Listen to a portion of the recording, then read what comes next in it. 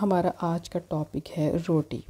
سورۃ آل عمران میں اللہ رب العزت کا ارشاد ہے، جو لوگ اللہ کو یاد کرتے ہیں کھڑے اور بیٹھے اور کروٹ پر لیٹے اور آسمانوں اور زمین کی پیدائش پر غور کرتے ہیں۔ اے ہمارے رب، آپ نے یہ بیکار پیدا نہیں فرمایا، آپ پاک ہیں، پس ہمیں دوزخ کے عذاب سے بچا لیں۔ یہ آیت زندگی گزارنے کی وہ طرز بیان کرتی ہے جو عام سوچ سے بالکل مختلف ہے۔ مثلاً کھانا کھانا اور پانی پینا معمولات کا وہ حصہ ہے۔ ہم یہ سب انجام تو دیتے ہیں، غور نہیں کرتے۔ زندگی کا کوئی بھی عمل اور حرکت معمولی نہیں کہ ہم انہیں نظر انداز کر دیں، بلکہ یہ لا علمی اور جہالت ہے۔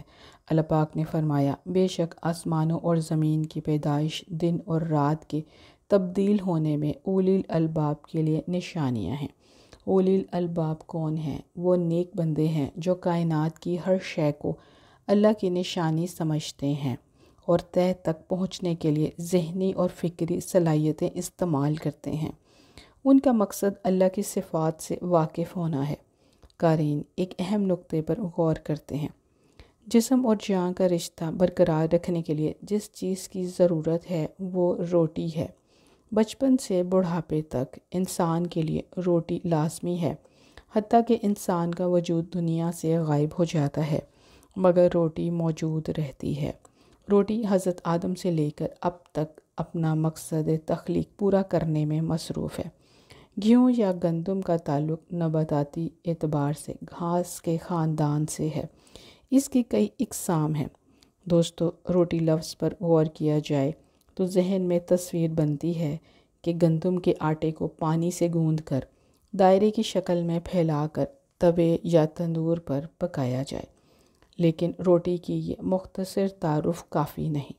روٹی کرۂ ارض کی تاریخ میں سب سے بڑی اور قدیم صنعت ہے۔ آئیے تفکر کی پیغمبرانہ سنت کو اپناتے ہوئے مزید غور و فکر کریں۔ دوستو، عام آدمی کہتا ہے کہ روٹی کھاؤ، بات ختم ہو گئی، لیکن تفکر یا غور و فکر کرنے والا بندہ یہ تلاش کرتا ہے کہ روٹی کیا ہے اور کیسے وجود میں آئی۔ زمین کے اندر گیہوں کا بیج ڈالنا، زمین کی کوکھ میں بیج پھوٹنا، بیج کی پیدائش کے بعد زمین کی کوکھ سے باہر آنا، سورج کی تپش سے پکنا اور چاند کی چاندنی سے گیہوں کے اندر مٹھاس پیدا ہونا، گیہوں کے بیج کا جوان ہونا اور پھر اس کا چکی میں پسنا، آٹا بننا، آٹے اور پانی کے مرکب کا آگ پر پکنا، ان تمام عوامل سے گزر کر روٹی بنتی ہے۔ دلچسپ اور عجیب مرحلے طے ہو کر روٹی بنتی ہے۔ قریب موجود کسی روٹی کھانے والے کے وہم و گمان میں بھی نہیں ہوتا کہ زمین کے اندر اور باہر گندم کے دانے کی نشو و نما کے عمل میں کتنے مرحلے کام کرتے ہیں۔ دوستو، بیج سے پودا بننے کا عمل مختلف مراحل میں تقسیم کیا جا سکتا ہے۔ پہلے زمین کی کوکھ میں بیج نمی جذب کرتا ہے، یہاں تک کہ جذب کرنے کی مزید گنجائش نہیں رہتی اور بیج پھول جاتا ہے، کونپل پھوٹتی ہے اور زمین سے باہر پہلے پتے میں تبدیل ہو جاتی ہے، اور پھر دوسرا اور پھر تیسرا پتا۔ پتے مکمل ہونے کے بعد تنے کے بڑھنے اور مضبوطی کا مرحلہ الگ ہے۔ قارئین کرام، کاشت سے لے کر کٹائی کے عمل میں کتنے لوگ اور قدرتی عناصر مصروف رہے، یہ ایک مکمل نظام ہے۔ پکی ہوئی گرم روٹی کی مخصوص مہک بھوک بڑھا دیتی ہے۔ کیا یہ سب اللہ کی بے نظیر نشانیاں نہیں ہیں؟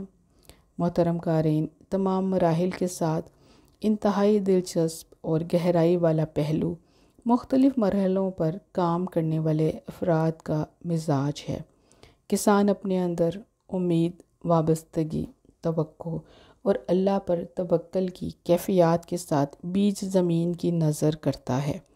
فصل پکنے تک انتظار کی کیفیت ہوتی ہے، اس کے بعد درانتی سے کاٹنے والے مزدور، دم گھوٹنے والا گرد و غبار، موسم کی حدت، پسینہ، بدبو اور بدن پر خراشوں کی اذیت برداشت کرتے ہیں۔